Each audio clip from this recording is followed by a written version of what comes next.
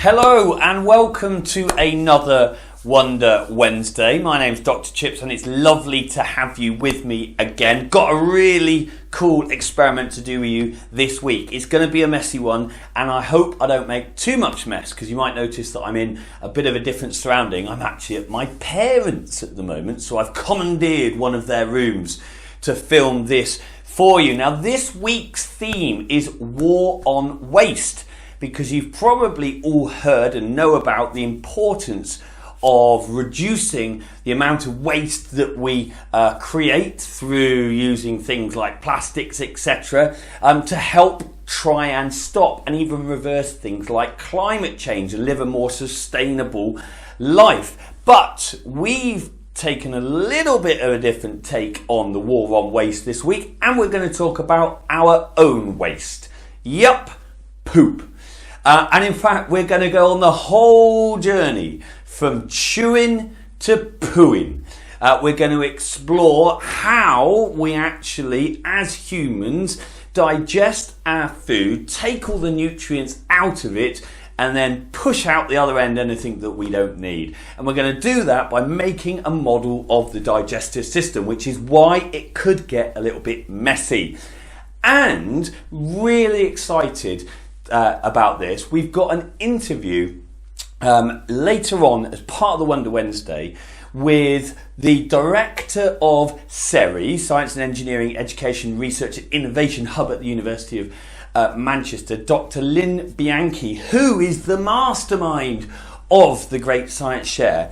And it's an interview with her and her dad, because her dad is a surgeon who specialises in doing operations to support children that have been born without the appropriate sized bowels to enable them to actually take all the nutrients out their food. So he does some really, really important work, and we're going to hear from him what those operations, what it is that he actually does, why it's so important. We're going to hear about a procedure that he actually invented and is being used around the world to help children who are unfortunately born without the proper length bowels. So that is all to come.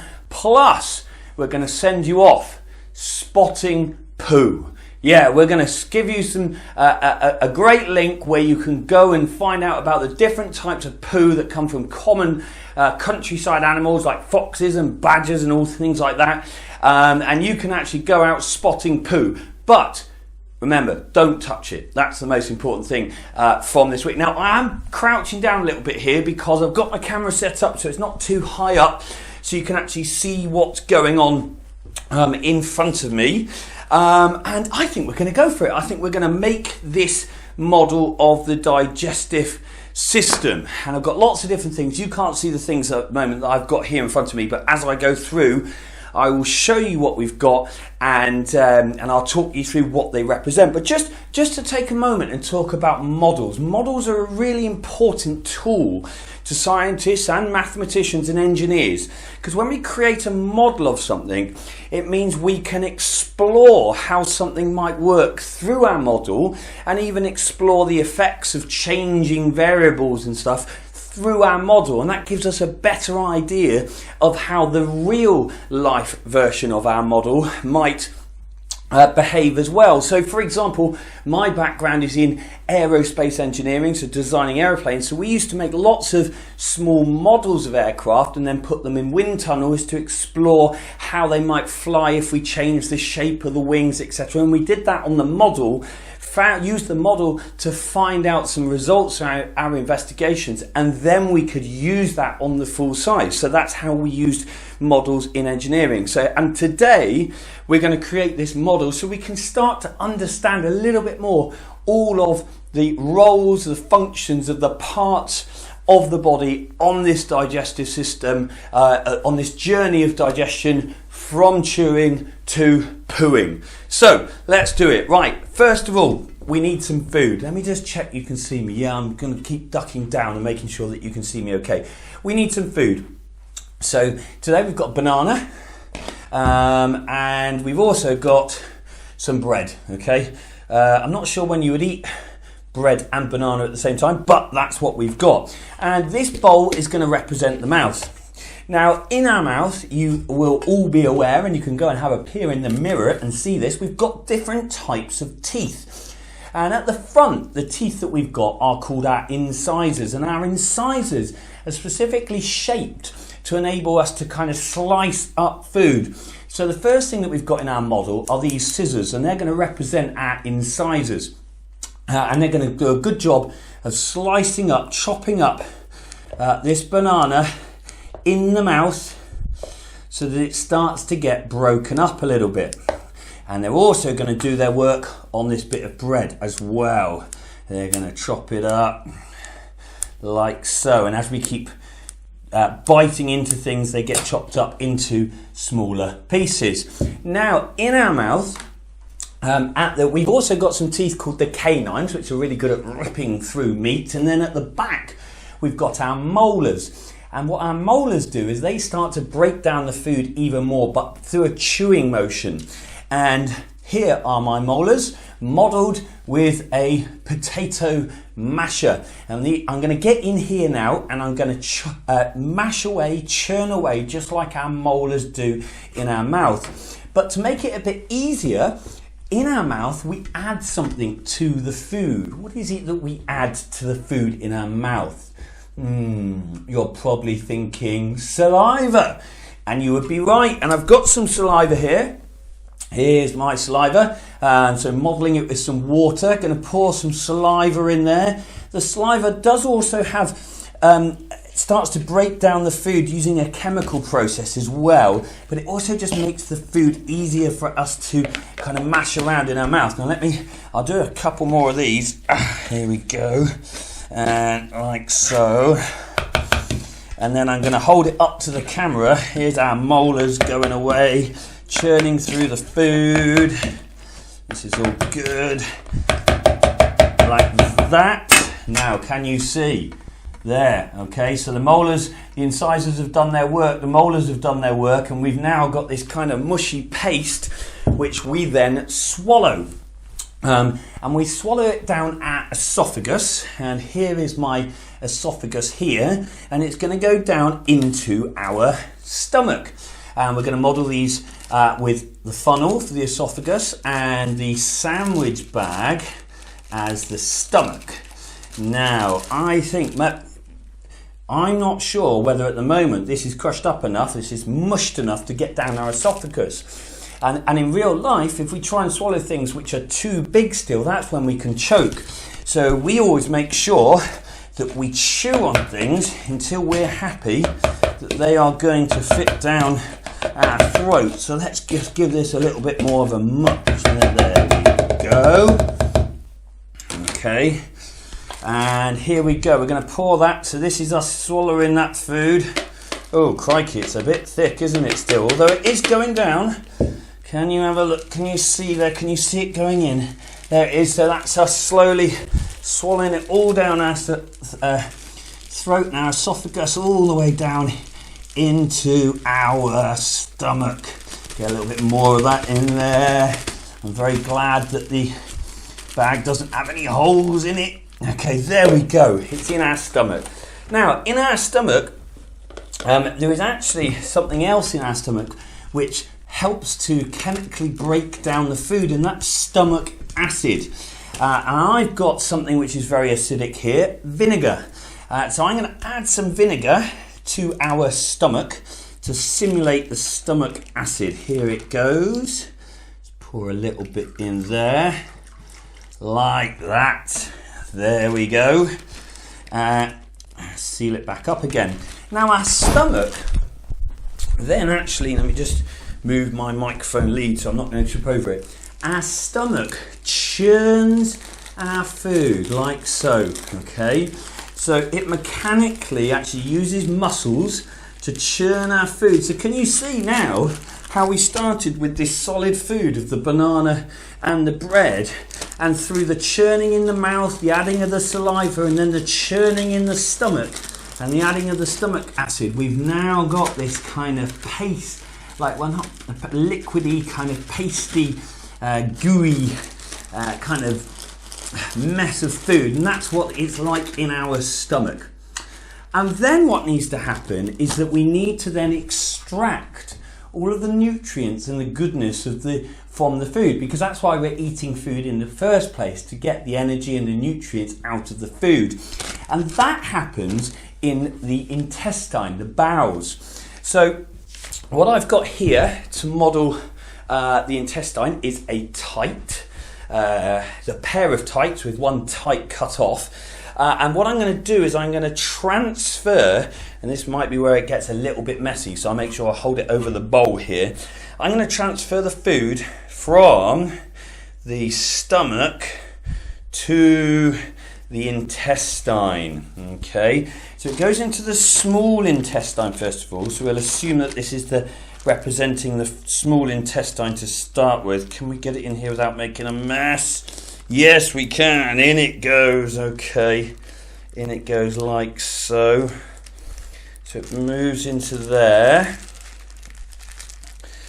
like that. And to demonstrate this idea that all of the goodness is taken out of that food mass that's passed on the journey, we're going to squeeze all the liquid out, and that's like us squeezing out. Can you see it all draining out there? Here we go. I'll come nice and close to the camera. It's squeezing out all of the nutrients. Okay, like so. And then finally, as we go, keep squeezing, and you can see all that liquid there. You can't quite see that, but we've got lots of liquid. I'll pour it into here actually so you can see it. There we go, you can see all of that. Okay, that's like all of the nutrients and the goodness that our body needs, that's then taken out of all of the food in the small intestine first. Then it moves through to the large intestine, and the large intestine takes the last of those good nutrients out, and it takes a lot of all the liquid out as well. So I'm going to simulate that. I've got a paper towel here, and I'm going to continue to squeeze the intestine, and I'm going to wrap the paper towel around it to absorb any of the moisture. Okay. So, and in fact, I was watching the interview with Dr.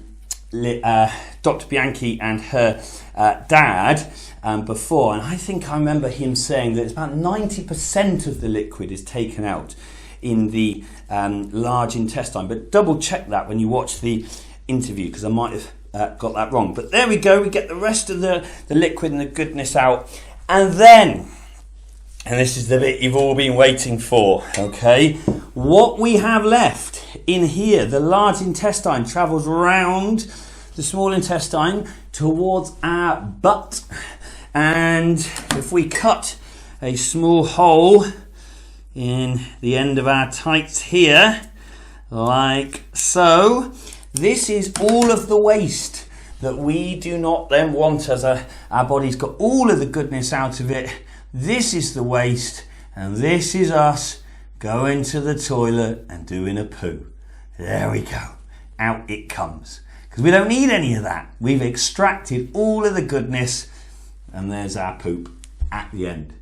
Okay, so isn't that a fantastic model? An absolutely brilliant model of all of the stages from chewing all the way through to pooing, demonstrating how each of the parts of our body contribute to that process, from the teeth starting to break things up in the mouth, travelling down to the esophagus, to the stomach, adding in the acid to help break it down, your stomach acid, then moving in through the intestines as well. And it's the intestines that do all of that magical work in extracting the nutrients, the goodness from the food, which is so important, which is the reason we're eating in the first place.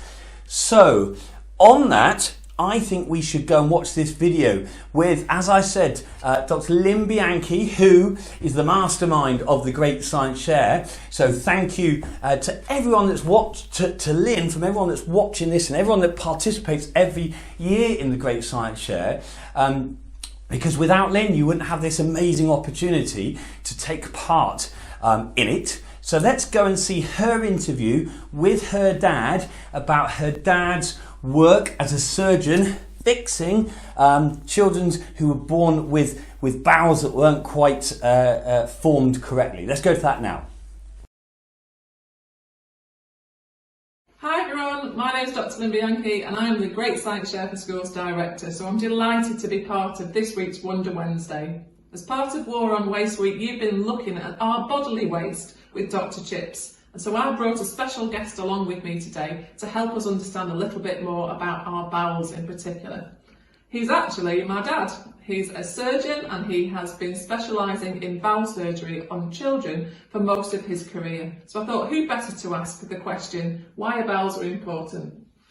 Okay, well, thank you very much for asking me. It's a pleasure to be here. So, bowels are important because they are the organ which allows us to eat and to absorb our food and therefore to survive. My job was as a children's surgeon, and particularly I used to operate on newborn babies because they would have blockages in their bowels, and so we would then have to open them up and cut out the blockage and stitch the bowels together again. Other children would be born after a severe problem, or they may have a disease which leads to loss of their bowels. And so instead of having the full length of their bowel, they might have only 30% or so. Now that wouldn't be enough for them to survive on. So we would have to do very special operations for that to make their bowel longer. That's for the small bowel. The large bowel is the last bit of the bowel, which absorbs a lot of the water, something like 90% of the water that is passing through the bowel. If you didn't have your large bowel, you would have a lot of diarrhea and you would be running to the loo all the time. Oh, right, okay, that doesn't sound like much fun to me.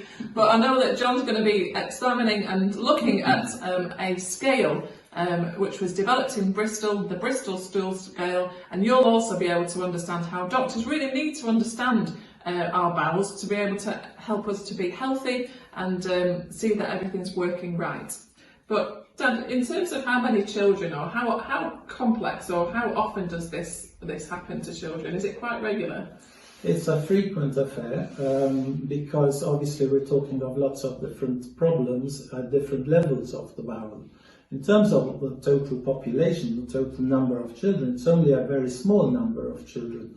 But if, like in Manchester, you have a big centre, then you'll see something like 300 babies a year who have bowel problems. Now that's out of 60,000 babies who are born each year. So it's not common, but for those of us who specialise in this area, yes, these things would be very frequent.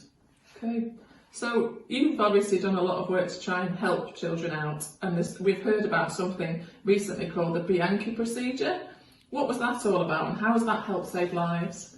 Well, the Bianchi procedure came about because we were seeing children who lost a large part of their bowel because it had twisted during the pregnancy. And so when they were born, they didn't have the correct length of bowel. So instead of 300 or so centimeters, they would have 20, 30 or 40 centimeters. And that's not enough because as the food goes through, it pops out the other end fast. And so there isn't time for absorption of the food. So another thing that happens is the bowel tries to improve itself, but it does it in a strange way. Instead of remaining of the same size, it starts to stretch up and it becomes very, very wide. When it's very wide, it just fills up and it cannot move the food along. So it gets infected and it can't be absorbed. So what we did was we took this big stretched bowel, we split it into two halves, and then we joined them end to end. So that means that the food can go through more easily, and because it takes longer going through, more is absorbed. And it makes the difference between not surviving and surviving with a good life. Wow, okay, so not only were you a surgeon, you were an inventor all at the same time. Well, that's why it got called the Bianchi procedure. I didn't call it that. It was colleagues around the world who started to refer to it that way. Brilliant. Well, there's a bit of research that maybe you could even follow up with. Google it maybe. Can you find out any more about the Bianchi procedure? Well, I'll keep questioning Dad and we can keep chatting here, but for you, you've got to go back to Dr. Chips now and take part in the rest of the lesson. Wish you well. Take care.